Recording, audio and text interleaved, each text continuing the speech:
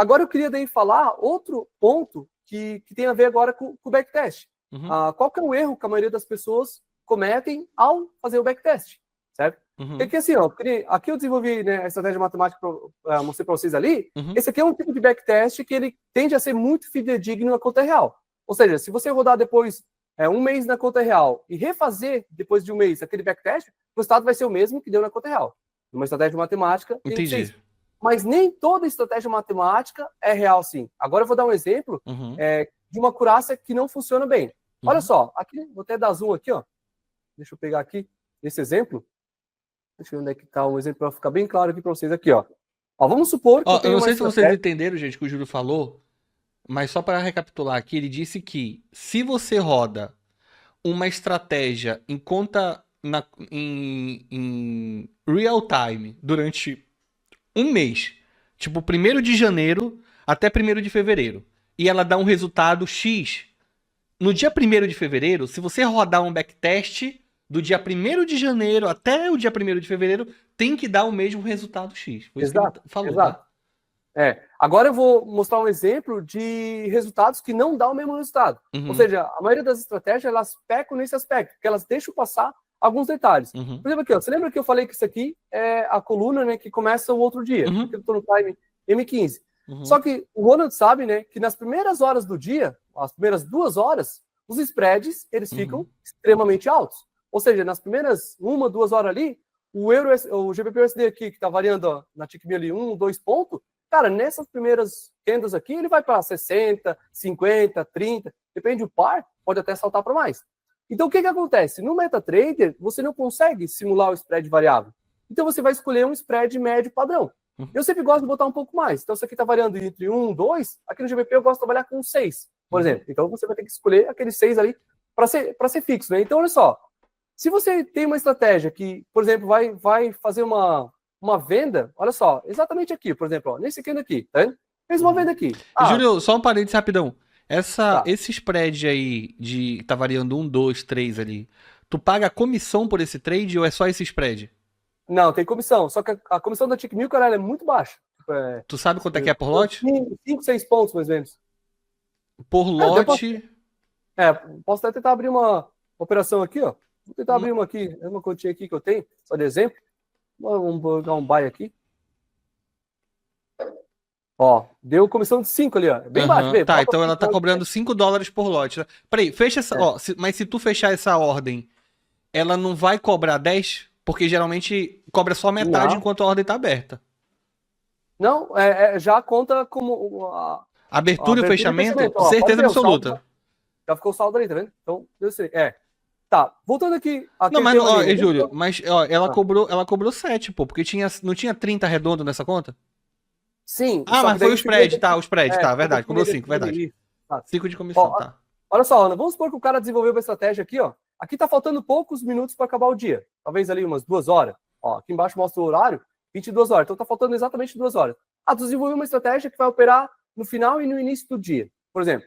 Aí ele abre uma venda aqui e bota um take, mais ou menos ali, vamos botar ali de uns 100 pontos, deixa eu ver quanto é que deu ali. Ó, deu 90 pontos. Tem um take de 90 e um stop loss, vou botar ali... stop loss até a gente pode botar um pouquinho maior. Ó, vou botar nessa altura aqui, vamos supor, tá vendo? Então, só, se você olhar aqui no modo visual, ou seja, ou tu rodar o backtest dessa estratégia, você vai ver que entrou na operação e quase deu stop e depois aqui deu take, ó, chegou a baixar 37 pontos, tá vendo ali, naquele primeiro candle?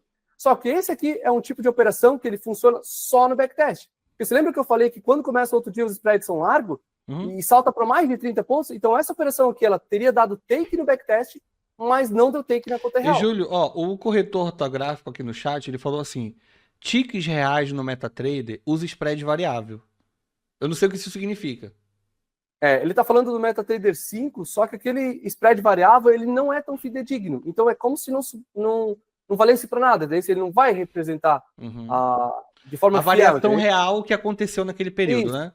Exatamente. Tá. Então assim, ó, isso aqui é um tipo de estratégia de operar ali no finalzinho do dia ou no início, cara, que vai dar muita falha. Então aqui é uma operação que deu take no backtest, né? Você poderia anotar ali, take. Porque chegou a bater no take aqui, né? Porque desceu 30 pontos. Entendi. Só que nesse horário o spread estaria 60. Ou seja, Entendi. Cara, faz todo sentido isso que tu tá falando, cara. Faz todo sentido. Daí o que acontece? Essa operação que deu take, na verdade, ó, foi lá depois bater o stop. Porque não teria saído aqui. Então, assim, aí no backtest vai contar uma vitória, mas na conta real seria impossível pegar essa vitória. Exatamente. Então, assim, um erro muito comum é as pessoas fazerem o backtest já de uma estratégia que ela não tem uma acurácia boa entre backtest e conta real. Outro detalhe também, ó, aqueles robôs que usam trailing stop tick-a-tick. Por exemplo, o preço vai indo a favor e o preço já vai subindo tick-a-tick junto. É chamado trailing stop. Cara, isso ali é totalmente falho também. Porque o MetaTrader não consegue simular com exatidão o que aconteceu dentro. Porque assim, dentro de um candle de 1 minuto, ele vai para cima, vai para baixo, um monte de vezes. Só que o MetaTrader ele vai fazer uma coisa simplificada. Ele vai fazer máxima, mínima, fechamento, botar 1, 2 ticks ali e deu. Só que essa ordem de ir para cima ou ir para baixo interfere no resultado. Então, robôs que abrem e fecham, ou estratégia que abre e fecha no mesmo candle, você não consegue olhar e ver se aquela operação foi real ou não. Por isso que o ideal para você ter uma acurácia boa é abrir num candle e fechar vários candles depois. Então, peraí, abrir um parênteses aqui do que tu falou. Pegar essa deixa do Júlio. O ideal seria... Nada, cara. A ideia de pegar... Ó, não sei se vocês perceberam, né? Mas o que o Júlio falou, a ideia de pegar por exemplo, um trade na abertura de um candle, no fechamento dele, é menos eficiente do que se você abrir uma ordem num candle atual e fechar daqui a vários candles, né? Isso é a definição. Essa é a diferença. Eu sei que o Júlio opera day trade, mas na minha opinião, essa é a diferença do day trade pro swing trade. Porque, por exemplo, a diferença do day trade pro swing trade, que é só a frequência de clique, frequência de execução praticamente, você pode usar as mesmas estratégias, etc e tal, mesmo gerenciamento, é só uma frequência de clique. Quanto maior você aumentar a frequência, mais chances tem de dar certo, né? Às vezes a gente sabe responder tudo o porquê, e às vezes não, mas a gente vê o resultado na prática acontecendo. Pode continuar, Júlio. Então, assim, aquilo que eu falei, se você opera H1, vários candles depois. Então, se opera H1, se opera diário, vários candles depois no diário. Daí vai dar 3 mil pontos, 5 mil pontos. Depende, se você opera M15, vários candles depois. Quanto mais longo for os seus alvos, ou seja, vários candles depois, mais acurado é o seu backtest em relação ao conta real. Claro, daí tem que levar em consideração esse negócio aí do horário que está operando, então evitar esse horário de fechamento, da abertura, operar depois. Então, assim, você consegue, claro, você Mas, ó, Júlio, uma dúvida. Esse desenho específico aí do rollover que tu desenhou ali o canal? Sim. Esse aqui? Essa linha vertical? Isso. Essa linha vertical, separador de períodos aí. Essa característica de um aumento de spread, onde a gente está vendo no gráfico apenas o histórico da linha BID, mas a gente não está vendo o ASC. Isso. Mas, por exemplo, ao longo do dia, Júlio, isso acontece também nos eventos de alto impacto. É isso que eu ia comentar agora. Por isso que eu digo, assim, porque, por exemplo, se eu só eliminar, por exemplo, eu elimino 1 hora antes e 1 hora depois do rollover, da minha automatização. Mas e os eventos que vão acontecer ao longo do dia? Tá, beleza.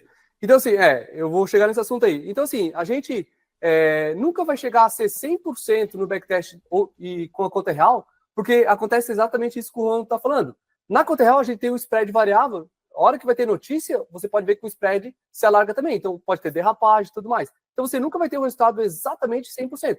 Mas você consegue ter um resultado tipo de 95%, 93%, 90%. Acima de 90% já é uma acurácia muito boa. E o que acontece, né? A derrapagem, ela funciona tanto a favor como contra. Ou seja, tem operação que tu sai e às vezes era para sair aqui, ela vem tão rápido que você sai aqui em cima. Ou seja, uma operação que era para ganhar 1%, você acaba ganhando 1,5%. Pode acontecer também. Ou perder 1% e acaba perdendo mais. Então, assim, no longo prazo, né, que eu já opero há vários anos, eu constatei que esse não é um fator determinante. Então, hora vai a favor, hora vai contra. Não é aquilo ali que, isso ali está fazendo perder o edge, que é a expectativa matemática, é isso ali, sabe? Não é isso ali. Então, assim, dá para ter uma acurácia de uns 90%, 95%. Quanto maior os alvos, mais próximo de 100% você consegue chegar. Né? Tipo, você opera diário e vai para vários, que depois, mais acurado você consegue ficar. Então, assim, o primeiro passo, para daí depois a gente partir para a próxima etapa, que daí seria os testes de robustez, é você ter constatação que aquele resultado que você está operando no backtest realmente vai ser replicável na conta real da forma, tipo, 95% de precisão. Entendeu? Então, esse é o primeiro passo. A maioria das estratégias, elas erram nesse passo aí.